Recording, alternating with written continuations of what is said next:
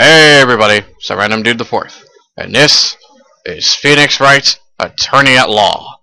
Just kidding, it's actually Ace Attorney, or Law and Order, however you want to call it. Anyway, I'm going to test out this new game, because I've never played Phoenix Wright before. I've seen a few videos about it, but I've never actually played the game. So, I figured this might be an interesting experience, and I figured I might as well record it and make some sort of a blind let's mess around on Phoenix Wright thing. Let's get started. The first Turnabout, Episode 1. Wonder what a turnabout is. Well,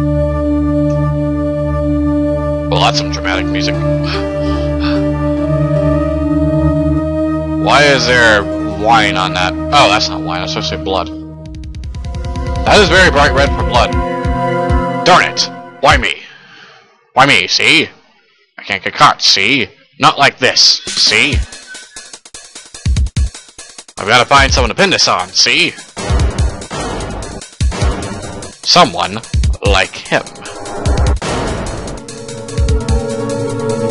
I'll make it look like he did it. Well, that guy's a dick. August 3rd, 9:47 a.m. District Court, Defendant Lobby Number 2. Boy, am I nervous. Right.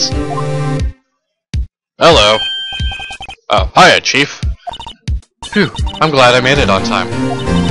Well, I have to say, Phoenix, I'm impressed. Not everyone takes on a murder trial like that right off the bat like this. It says a lot about you, and your clients as well. Thanks. Actually, it's because I owe him a favor. Isn't that conflict of interest? A favor? That's conflict of interest. You mean you knew the defendant before this case? Yes.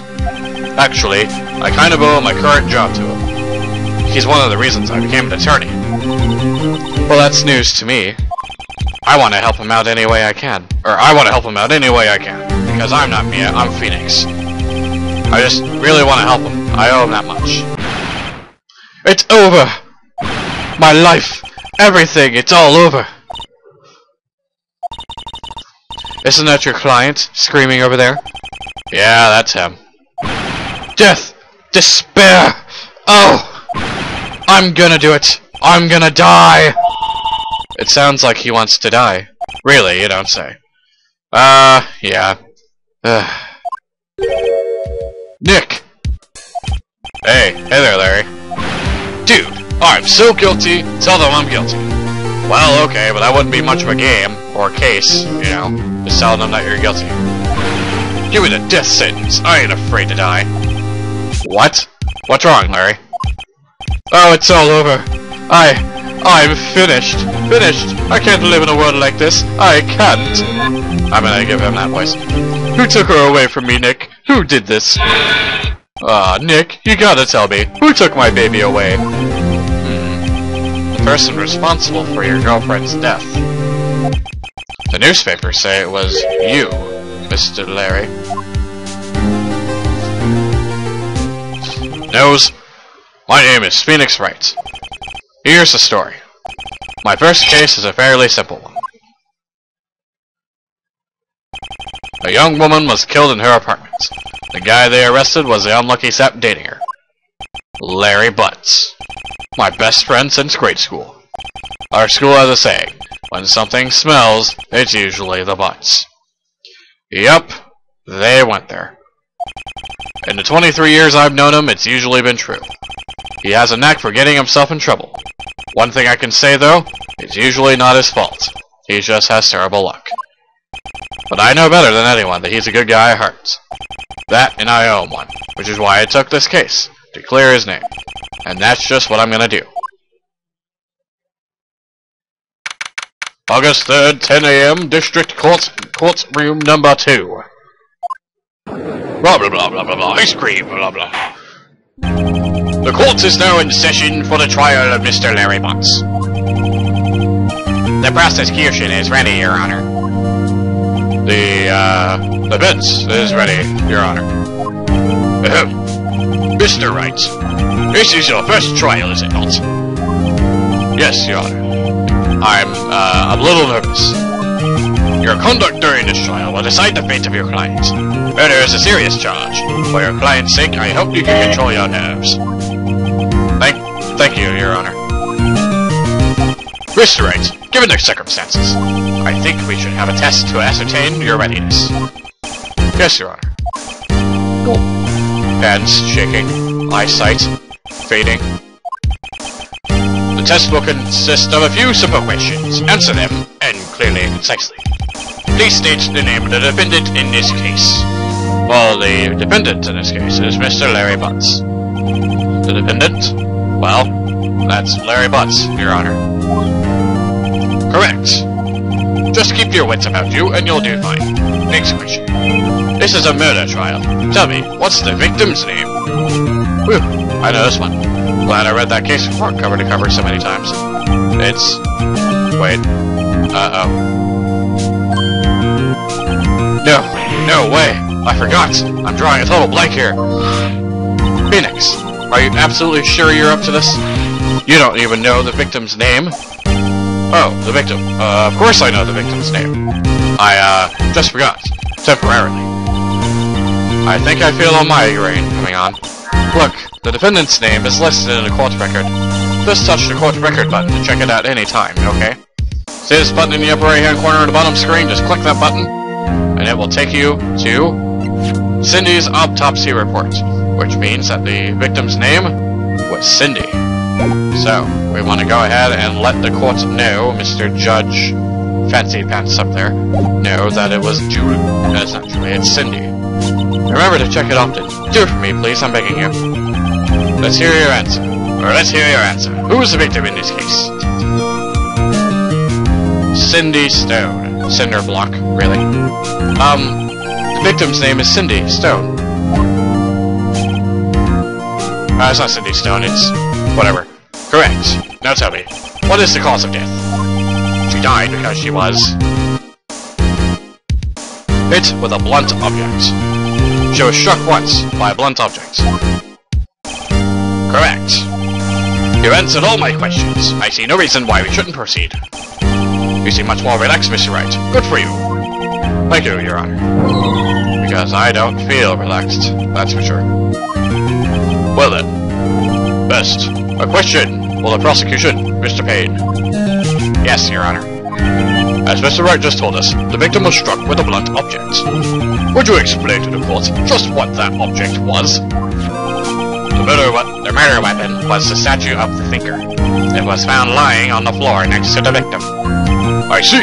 The court accepts it into evidence. Statue added to court record. Right. Be sure to pay attention to any evidence added during the trial. That evidence is the only ammunition you have in court. Touch the court record button to check the court record frequently. Mr. Payne, the prosecution may call its first witness. The prosecution calls the defendant, Mr. Butts, to the stand. Chief, what do I do now? Pay attention. You don't want to miss any information that might help your client's case. You'll get your chance to respond to the prosecution later, so be ready. Let's just hope he doesn't say anything unfortunate. Uh-oh. Larry gets excited easily. This could be bad. Ahem. Mr. Butts, is it true that the victim had recently dumped you? Hey, watch it, buddy. We were great together. We were Romeo and Juliet, Cleopatra and Mark Antony. Didn't they all die? I wasn't dumped. She just wasn't taking my phone calls or seeing me. Ever. What's it to you, anyway? Mr. Butts, would you describe in general what we mean by dumped?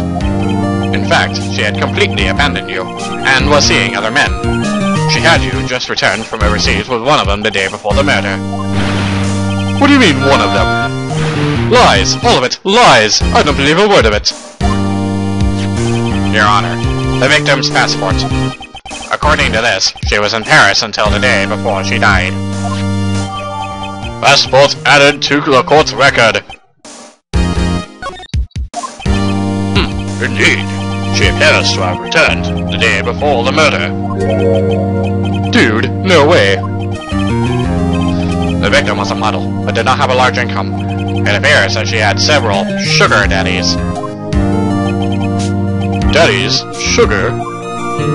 Yes, older men who gave her money and gifts. She took their money and used it to support her lifestyle. Dude! We can clearly see what kind of woman this Miss Stone was. Tell me, Mr. Butts, what do you think of her now? Right. I don't think you want him to answer that question. No, I don't. Yeah, Larry has a way of running his mouth in all the wrong directions. Should I? I shall stop him from answering. My client has no idea the victim was seeing other men. That question is irrelevant to this case. Dude, Nick, what do you mean irrelevant? The cheating, she-dog. I'm gonna die. I'm just gonna drop dead. Yeah, and when I meet her in afterlife, I'm going to get to the bottom of this. Let's continue with the trial, shall we? I believe the accused's motive is clear to everyone. Yes, quite. Oh boy, this is so not looking good. Next question. You went to the victim's apartment on the day of the murder, did you not? Go. Well, did you or did you not? Well, maybe I did, and maybe I didn't. Oh, he went. What do I do? I shall have him answer honestly. I know. I'll send him a signal. I'm going to slam my hands, think, and point at the same time. Yeah, I was there. I went. Order! Well, Mr. Butts. Dude, chill. She wasn't home, man, so, like, I didn't see her. That was a very girly voice. Your Honor, the defendant is lying. Lying? The prosecution would like to call a witness who can prove Mr. Butts is lying. Well, that simplifies matters. Who is your witness? The man who found the victim's body just before making the gruesome discovery. He saw the defendant fleeing the scene of the crime. I want ice cream. That sounds delicious. Order! Order in the court! Mr. Payne, the prosecution may call its witness. Yes, Your Honor. This is bad. On the day of the murder, my witness was selling newspapers at the victim's building. Please bring Mr. Frank Sawhit to the stand. He looks like a creepy person. Mr. Sawhit, you sell newspaper subscriptions, is this correct? Oh yeah, see? Newspaper, see? Mr. Sawhit, you may proceed with your testimony, see? Please tell the court what you saw on the day of the murder. Witness's account. I was going door to door selling subscriptions when I saw a man fleeing an apartment, see? I thought he must be in a hurry because he left the door half open behind him. She? Thinking it strange, I looked inside the apartment. Then I saw her lying there. A woman. Not moving. Dead. I quailed in fright and found myself unable to go inside. I thought to call the police. Immediately. The phone in her apartment wasn't working. She? I went to a nearby park and found a public phone. She? Remember the time exactly. It was 1 p.m. The man who ran was, without a doubt, the defendant sitting right over there. She?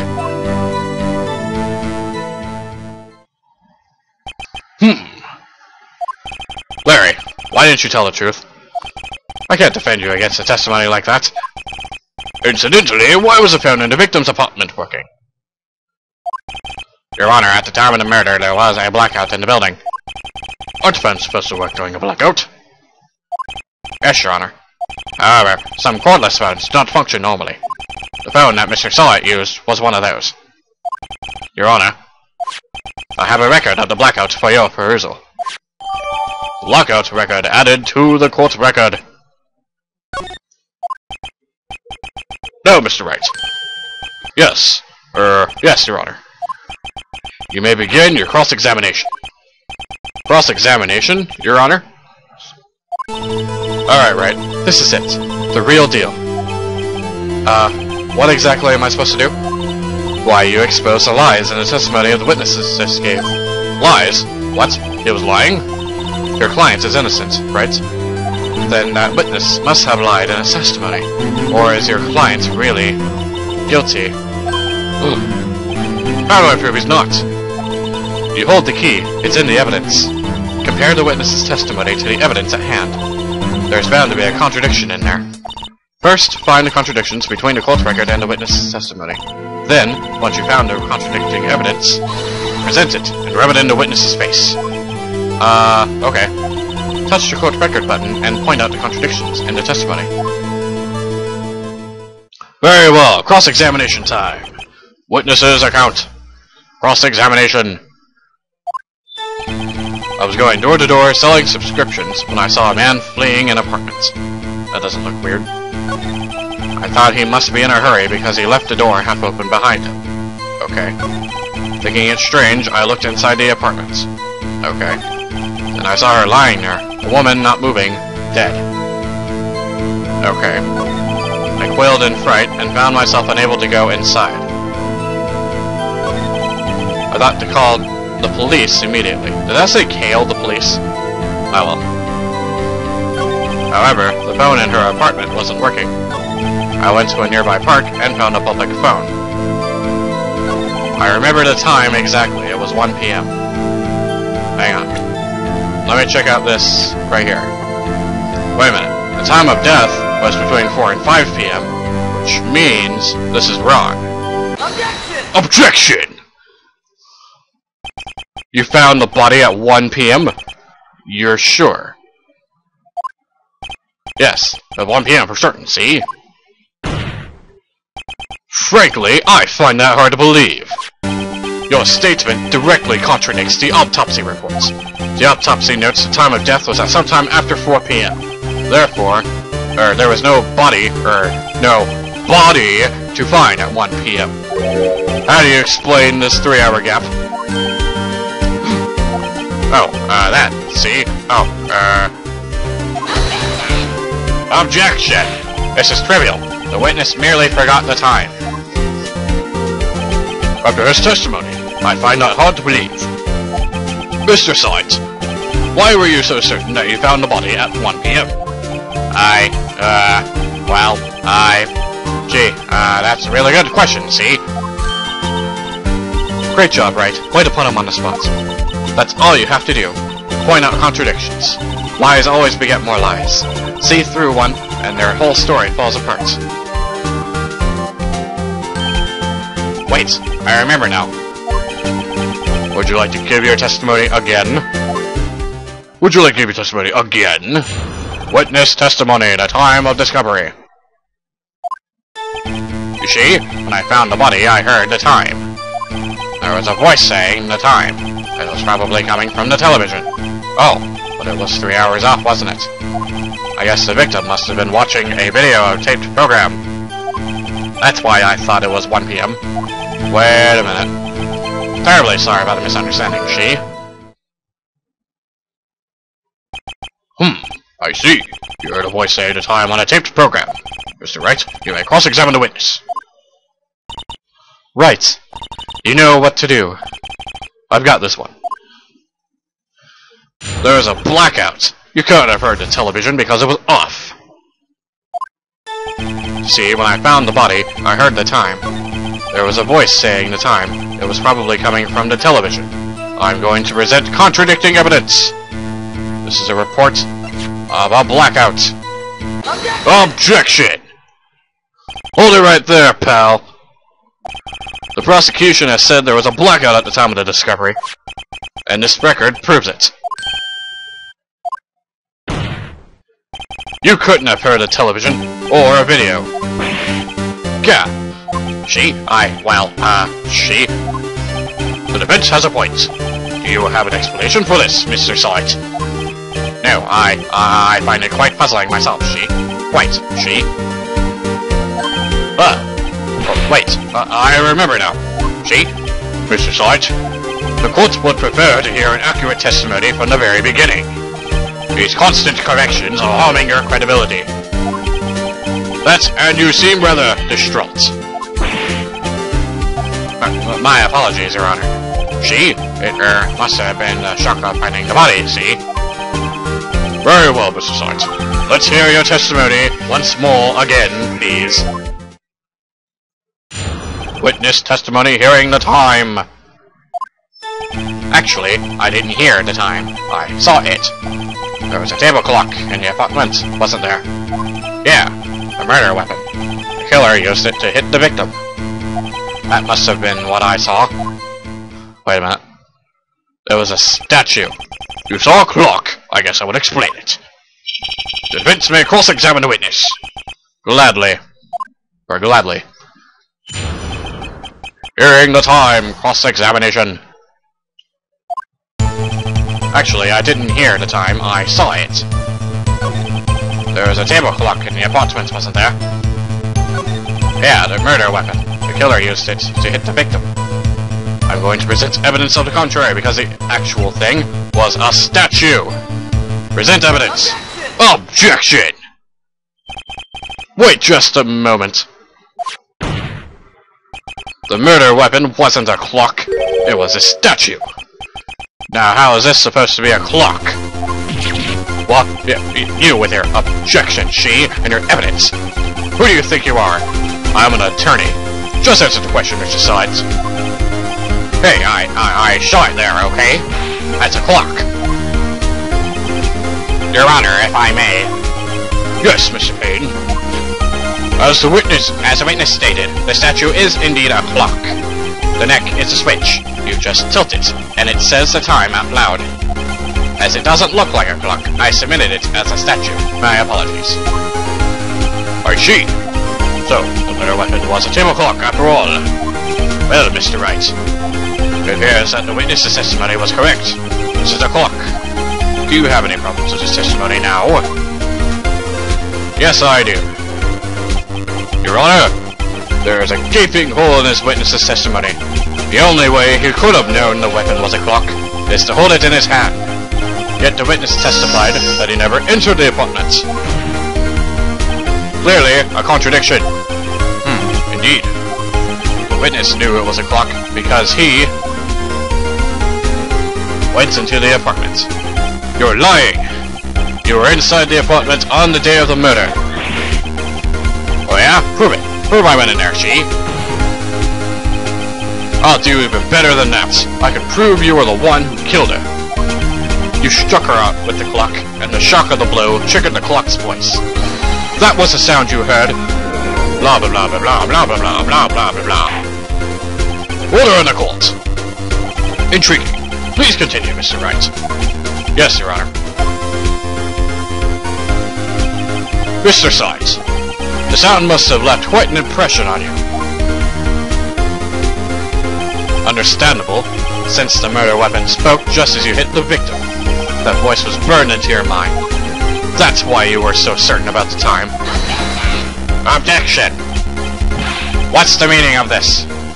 This is all baseless conjecture. Baseless? Just look at the witness's face. Would the witness care to elaborate? Did you strike the victim with the clock? That day, I never... Look, the clock, I heard, no, saw, yeah. Flying to pay attack! Stop, I hate you, It was him, I tell you. I saw him. He killed her, and he should be burned. Give him death. Blah, blah, blah, blah, blah. That's quite interesting. Order in the court. I say, I would like some ice cream. Your Honor, a moment, please. There isn't a shred of evidence supporting the defense's claims. Mr. Wright. Your Honor, you claim the sound of the witness heard came from the clock. Do you have any evidence? The whole case is riding on this. I'd better think it through carefully. Yes, Your Honor. The sound Mr. Sawhit heard was definitely this clock. A fact which is clear if you simply... try sounding the clock. Let's sound the clock here, now in this court. Your Honor, may I have the clock? I ask the court to listen very carefully. Beep. I think it's 8:25. That certainly is a strange way to announce the time. Well, he is the thinker, after all. So, we have heard the clock. What are your conclusions, Mr. Wright? Mr. Payne, can you tell me what time it is now? It's 11:25. Ah! As you can see, this clock is exactly 3 hours slow. Precisely the discrepancy between what Mr. Sawhit heard and the actual time of death. So, Mr. Sawhit, try to talk your way out of this one. You forgot one thing. Uh-oh. What's he talking about? While it may seem like the clock is running 3 hours slow, it proves nothing. How do you know it was 3 hours slow on the day of the murder, she? If you can't prove that, you don't have a case. He's right. How am I supposed to prove that? Dang it! I was so close. Mr. Wright, it seems you lack the critical evidence to support your claim. Yes, Your Honor. This means I cannot let you indict the witness. Unfortunately. This ends the cross-examination of Mr. Frank Sawhit. I got all this way down here testifying. Look what happened, see? You treat me like a criminal, see? A criminal, see? Your lawyers are all slime. Gah, almost had him.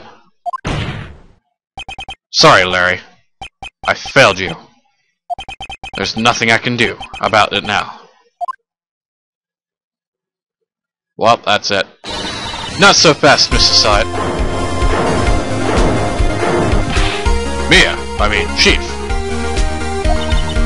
Listen up, Wright. Don't throw this one away. Not like this. Think. But, Chief, it's over. I can't prove the clock was slow the day of the murder. Nobody can prove that. Well, yes. But, that doesn't mean you can't still win. Try thinking out of the box. Don't waste time doubting the facts. Assume the clock was 3 hours slow and think through it. Ask yourself, why was the clock 3 hours slow? Figure out the reason, and you'll have your proof. Right? Can you think of a reason as to why the clock would be 3 hours slow?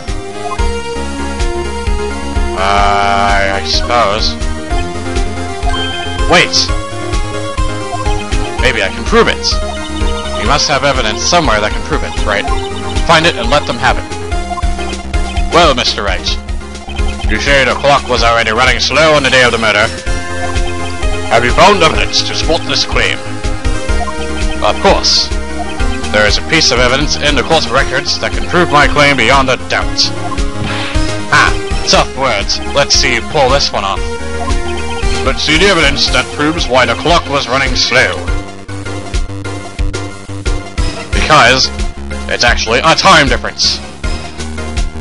Take that! The victim had just returned home from abroad the day before the murder. As we all know, the time difference between here and Paris is 9 hours. When it's 4 PM here, it's 1 AM the next day there. The clock wasn't 3 hours slow, it was 9 hours fast. The victim hadn't reset her clock since returning home. That's why the time you heard when you struck her dead in her apartment was wrong. Proof enough for you, Mr. Sawhit, or should I say, Mr. Did It?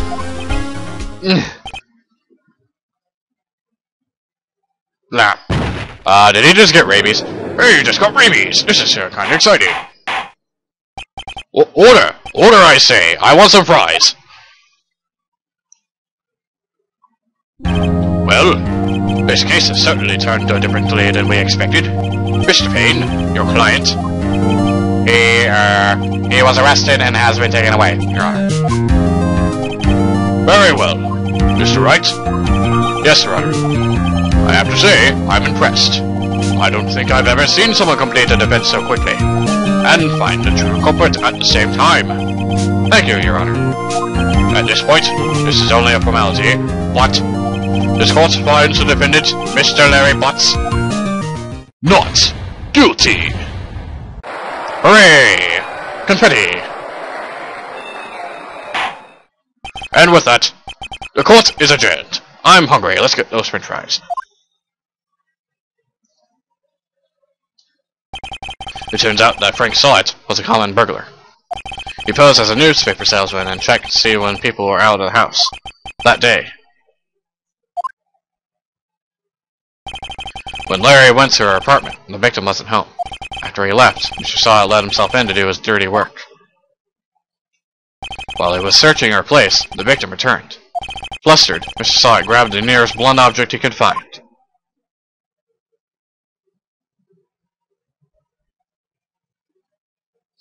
August 3rd, 2:32 p.m. District Court, Defendant Lobby Number 2. Whew, I still can't believe we won. Right. Good job good job in there. Congratulations. Thanks, Chief. I owe it all to you. Not at all, not at all. You fought your own battles in there. It's been a while since I've seen the trial end on such a satisfying note. I've never seen the Chief looking this happy. If she is this glad, imagine how Larry must feel. My life is over! Larry, you're supposed to be happy. What's wrong now? Oh, Nick.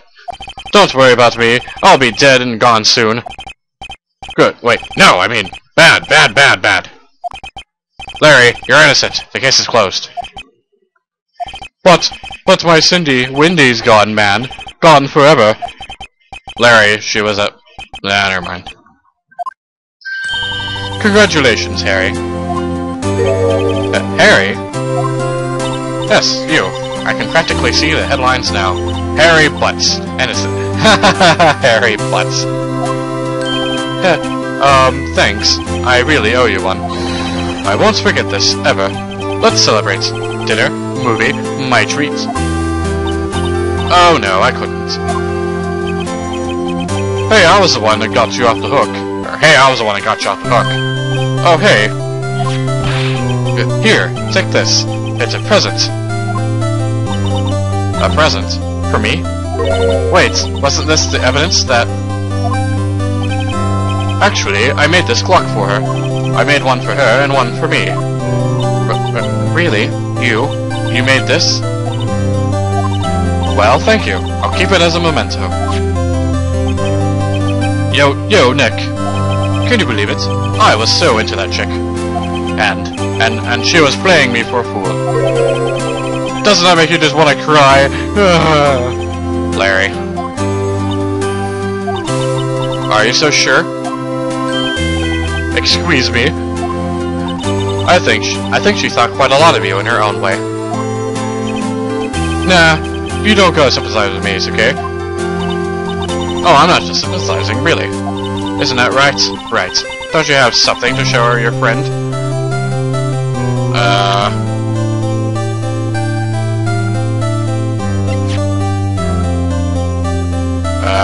Sure. I guess. Something that proves how she felt about him? Oh, yeah. Right. What the heck is she talking about? I guess the statue? Take that! Yeah, I used take that. Check this out, Larry. Proof positive you weren't just some chump to her. Huh? Where'd you get that clock? This is the clock you made for her, Larry. She took it with her when she traveled. She probably just needed a clock. That's all. You think so? It's a pretty heavy clock to take traveling. Well, think of it what you will. Hey, Nick. I'm glad I asked you to be my lawyer. Really, I am. Thanks. Hope that made him feel a little bit better. Right? I hope you see the importance of evidence now. Also, hopefully you'll realize things change depending on how you look at them. People, too. We never really know our clients are guilty or innocent. All we can do is believe in them.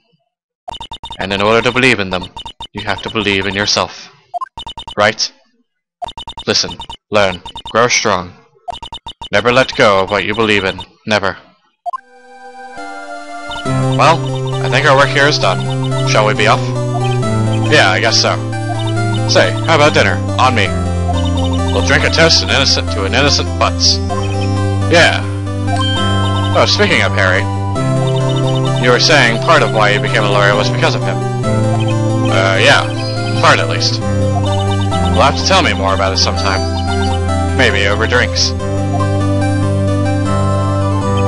And so my first trial came to a close. Larry slapped me on the back and said, "Gee, Nick, it's good to have friends. But I'm pretty sure he's not going to pay me, unless you count the clock he gave me I didn't know it then, but that clock was soon going to be back at the center of another incident.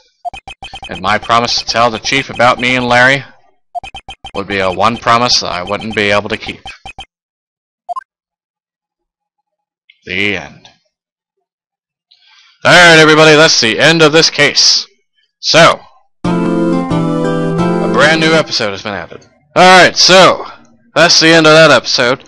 I hope you guys enjoyed it. If you guys would like me to do more Phoenix Wright episodes, just let me know if you do or don't, you know. Because I can understand why some people might find the Let's Play of this game kind of boring, just because there's a lot of talking and text and stuff. And there's not really much interaction, so I can kind of understand that. This episode's almost 40 minutes long, so I'll probably just go ahead and cut it into two, so this is going to be the end of the second part here.